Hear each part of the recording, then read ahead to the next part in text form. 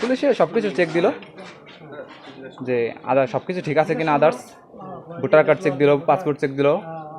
এখন সে চেক দিয়ে বললো হ্যাঁ সব কিছু ঠিক আছে। হ্যাঁ ব্যাগ চেক করলো, ব্যাগে কিছুই পাইনি, শুধু পোশাক আনছিলাম, পোশাক চেক করলো। আমাদের বাড়ি গোপালগঞ্জ জেলা, মুর্শিদপুর থানা, বাংলাদেশ থেকে।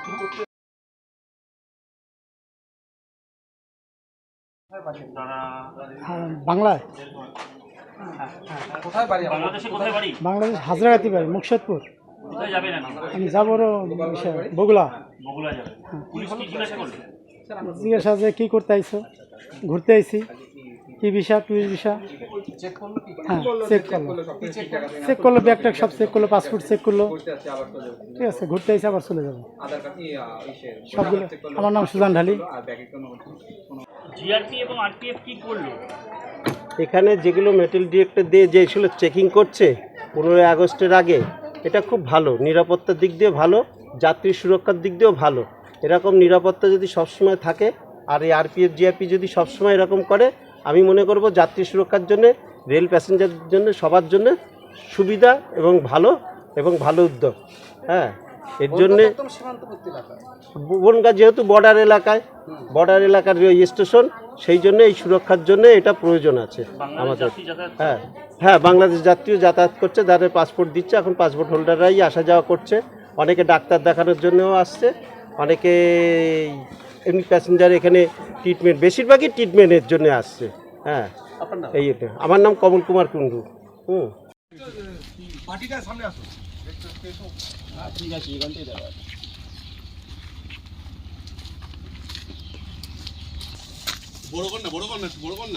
ঠিক আছে, আসতে করো।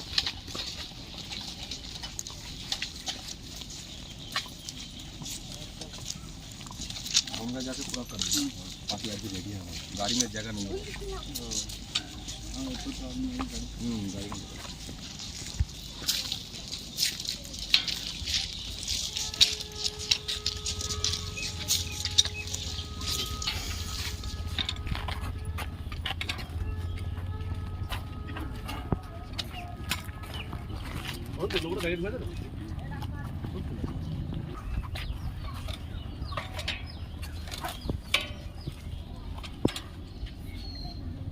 বোর্ডে নেবে, তোমার কথা গেটটা পর বোর্ড থেকে নেবে। চলো গেটে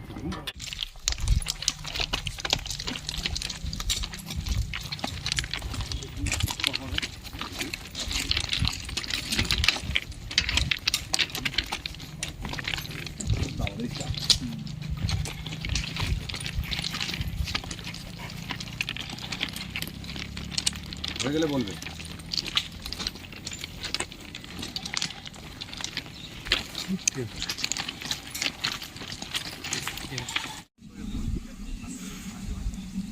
প্রশ্ন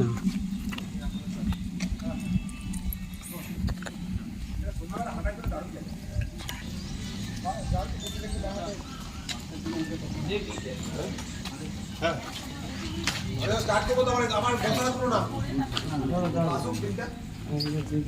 10:30 চলে এসছি, আমি জানি না, আমি 11টা 15টা কি ব্যাপার, তুমি ফোন করলে একবার।